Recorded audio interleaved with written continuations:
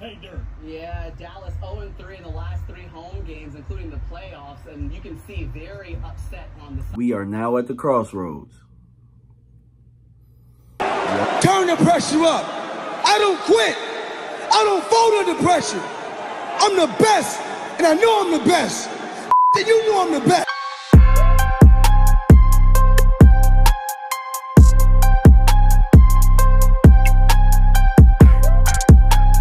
What's going on, Cowboys faithful? It's your boy DMV back with another one. And look, as you guys see, the chain is facing backwards today. Ain't no damn victory Monday for us. It's called Defeat Monday, right? Monday morning quarterback. What could we have done better leading up into that game that could have put us in a position to win that game? If you ask me, guys, I know what the score says. I know it says 28-25. But I thought that we got our ass whooped again. I thought that the score didn't really dictate or indicate what it is that really happened yesterday. And I knew what was going to kind of happen. That's why I didn't want to make a prediction. I told y'all, when the team is ready to come in with an objective, when there's an objective at hand and they say, hey, this is what we're going to do, this is what they do. They ran for over 270 yards yesterday. I don't even have off the top of my head how much they ran for. Derrick Henry, who we passed up on, ran for 151 yards. I can't tell you the last time Derrick Henry ran for 151 yards, and he made it look easy. He made it look easy. I mean, they really made easy work of us in the run game between Lamar and Derrick Henry. But I kind of knew there was a reason that Baltimore is, or Lamar Jackson is 21-1 against NFC teams. Because NFC teams can't really prepare for his type of athleticism and his type of way of playing quarterback. The AFC just so happens to see it a little bit more often. There's a lot more film that they have logged and stuff that they can use for success and stuff like that. But the NFC, like, you can see game film and all that type of stuff, but until you're actually out there, you know what it looks like, you know what the speed really is, and you see that often enough, it's gonna take you back a little bit before you can really do anything about it. And that's what really happened. Were they able to slow it up later on? Yeah, sure. You know, when there's no pressure. The problem with this team is they can't handle no damn pressure.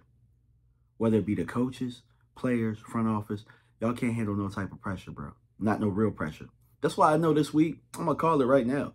Look, we're going to beat the hell out of the Giants. We're going to 40-burger the Giants. They're like it's nothing. Because the Giants still can't deal with the things that we do well, which they don't have enough. They have nobody to block Micah Parsons, and they have nobody to block DeMarcus Lawrence. DeMarcus Lawrence owns those guys, and Dak owns the Giants. I mean, but that's beside the point. We're going to talk about what happened yesterday, right? And Baltimore was supposed to punch us in the mouth, and they did. They did. There was a valiant effort at the end, but at a certain point, you get tired of that. You know, it looked yesterday like one of those Romo games where it's like we get punched in the mouth, and then we come back, we make it look better than what it is, and if we just fix this little thing, we'll be okay. Y'all can't sell me on that. I've been watching this for 30 years. I've been watching this. I've been watching the formula of yesterday. All right? Dad said something along the lines of, well, the defense don't align with the defensive coordinator. Bro, I watched your teams get y'all asses whooped the same way. I watched y'all get y'all asses whooped the same way, bro. You're not going to sit here. I get it. And Dez is for the players. And I get that. But there's something bigger than what you're saying. We keep changing the defensive coordinators. We keep changing the OCs. We keep changing the coaches. This is deeper. This is embedded. This is embedded in our players. They do not show up for these type of games. They just don't. You didn't show up for these type of games. Y'all didn't. My bad for really losing my cool, but, bro, it's staring us right in the face. We're looking at team. Like, look at how Baltimore's built. Look at their team, bro. Our team looks like a bunch of shrimps compared to them. There are certain types of players that we just don't get. Now, I'm glad we got a Marshawn Nealon, but typically we don't get players like that, and he's a rookie. So maybe, you know, in a couple years, hopefully these old guys that have been here don't rub off on them. Hopefully the D-Laws and those guys don't rub off on Marshawn Nealon. Yeah, I said it. I know we love D-Law. I love D-Law too. But he's been here too long. It's embedded. It's in his DNA. It's in their DNA to show up in games that look like this. It is. Now, the reason that I'm not panicking is because this team is right where I thought it'd be. I thought we'd be about 1-2 right about here. I thought we'd be here. And I still think this team is a playoff team. I still think this team can win 10 to 11 games. I still think this team can. That's never been my issue. My issue is they're going to hit the roll against some bad playing quarterbacks, and they're going to pump their chest like they are something, and they're going to show up in the first round, and that shit is going to happen again. That right there is going to happen again. That. A team like Baltimore who say, I'm going to kick y'all teeth in. Y'all know who we are. And that's what show up. Look at the first quarter, first half. I don't want to hear about how Tolbert and Turpin, we should have been using them earlier. We were using them. We used them last week. We used them last week too. You want to know what it is? In the first and second quarter when teams are playing us tight, these dudes don't show up. They show up when they start laxing a little bit. They're up 3 touchdowns and they're starting to play a little bit more zone and they can play a little bit more lax. I'm not buying that. We got the same problems that we had before the draft. We need a receiver. We need a number 2 receiver. We need a number 2 receiver. All right? If we're going into a year and it's like, well, we hope that Jalen Tolbert can step up into that role, then we're not good enough there. We're not good enough there. Sometimes dudes just step in the league and they're dudes. You think that the Rams just said, we hope Puka Nacua can just show up and be our guy if Cooper Kupp. No, he showed up and he did it. You think that Rice for Kansas City, oh, we hope he develops. No, he showed up and he did it. We keep getting these guys, well, we think that he could be this. He shows that. No, get some damn dudes. Get some damn dudes in free agency. Yeah, well, we hoping we gonna get a Jordan Phillips. And quite frankly, I was fooled by that too. I'll tell you, I was fooled by that too. No, bro, you got to stop getting bottom of the barrel stuff and expecting it to be that. Our line is getting their ass kicked. Y'all told me we need to build a line, right? Vach had me on the show and told me we need to get 2 linemen. I bought into that, right?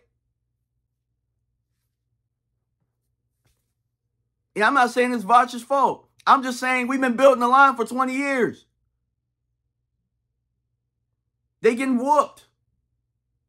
I told y'all we needed a special runner. I told y'all we need a receiver. Landlord told y'all that. Foots told y'all that. Now all of a sudden, damn, we need a receiver. We need a running back. Bro, we told y'all that. Now, the part that I kind of bought was, okay, maybe this O-line is okay. You want to know why it looked okay? Because we beating up on our sorry-ass DTs. Our DTs are garbage, bro. Garbage. We want to blame Micah for looking lost. You want to know why he's looking lost? Because his DT, he's trying to figure out why they're getting driven off the field. Why they're getting driven off the ball 10 yards. That's why his face looked like that. And I'm willing to bet the argument with him and D-Law was Micah trying to take leadership and saying, this ain't what it's supposed to look like. And D-Law saying, chill. Because it's embedded in you, bro. You sat there and told us you was tired. And I defended you then. But look at this. We got our ass whooped by Green Bay. We got our ass whooped by New Orleans. And you're going to tell somebody to chill? I'm not saying that's what he said, but I'm pretty sure that's how that conversation went. Nobody, I have no sources or anything like that. But why would those 2 guys who are doing their jobs, why would they fight? Y'all answer that question. Y'all tell me that. Why would those 2 fight when they're the 2 guys that are doing what they're supposed to be doing? It's because Micah is tired of this shit. That's why that happened. Micah tired of this shit, bro. Micah tired of doing his job. Micah's playing assignment football. A lot of y'all like, well, Micah's disappearing. He's not doing it. He is doing his job. Go watch the film. It's the guys around him. The DTs are getting driven 10 yards off the ball. Donald looking lost in coverage. The corners don't want to tackle nobody. The scheme is meant for everybody to do their jobs. We talked about that. And guys aren't doing their jobs. Get their ass out. We need a safety room. Malik Hooker and Dono, look at them on film and tell me that they're doing their jobs. They're not. They are not. It's the embedded culture. We keep giving guys chances that have been here, that were part of all of that. We keep giving them chances because of whatever their contract is, and it look like that. Bro, I'm like Micah. I'm tired of it. I expected to be here, but I'm tired of it. It don't mean you got to accept it. But I appreciate y'all. Look, I ain't even planned on, I planned on breaking down the 3 things that we can get better at, and I ended up ranting. My bad. We'll work on that on another video, but I felt like this needed to be said. Appreciate y'all, man. I'm out. Peace.